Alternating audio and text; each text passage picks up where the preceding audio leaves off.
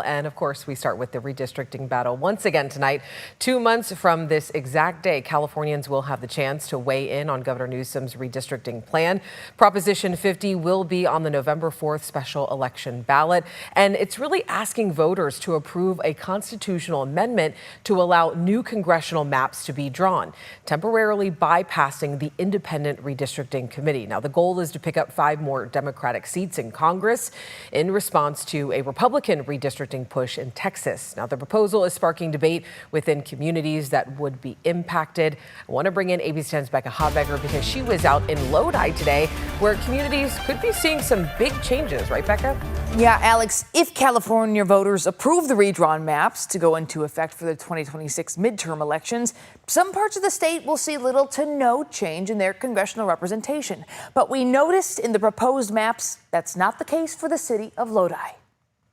Welcome to Lodi, an agricultural town in San Joaquin County with a population of about 70,000 people, who all currently live within Congressional District 9, represented by Democrat Josh Harder. But if California voters approve the redrawn maps, Lodi will be split between 3 different congressional districts. Here at the intersection of West Kettleman Lane and Church Street, neighbors will span Districts 7, 8, and 9, all currently represented by a Democrat. And the maps are drawn such that a Democrat is expected to continue representing each of these 3 districts. District 7 would include Elk Grove, part of Sacramento and Placerville. District 8 would include much of the Delta, plus Vacaville, Fairfield, Vallejo, and Richmond.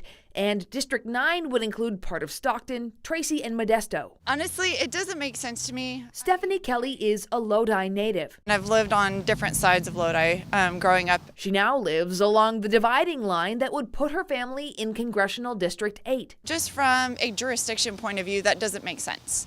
Like, why wouldn't you keep the community together so we can do what's best for said community instead of, well, here's your line and here's my line, because really it just feels shady. She says she wants more information, candid, honest information, before voting in November's special election. Give us a compelling argument for both sides, and then we can make an informed decision. Like, I'm an RN, and part of my job is in making sure that my patients have all the information, the pros and the cons, before they make a decision for their body. I want to be able to make an informed decision. We spoke with several other voters in this neighborhood who said they didn't want to go on camera, but they are aware of the potential split in Lodi, and at this point they want more information before making up their minds. What I am seeking tonight is a formal resolution that the city is against this redistricting. On Wednesday, a simple majority of Lodi City Council members voted to approve a resolution opposing redistricting.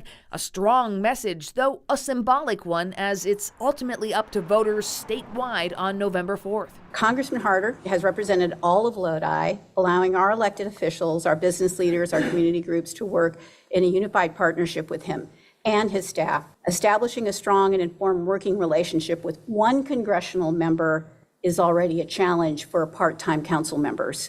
Doing so with 3 is nearly impossible. On Tuesday, current Representative Josh Harder said in a statement, "I absolutely believe Lodi should be kept whole. As our state considers a response to Texas, my bottom line is that any change to our maps should ultimately be decided by the voters so that they can make their voices heard loud and clear." Now, the San Joaquin Board of Supervisors also voted on whether to formally oppose the redistricting plan. That was at the County Supervisors meeting last week. Unlike the Lodi City Council, a simple majority of supervisors decided not to formally oppose it, saying that decision should be left up to the voters. Alex?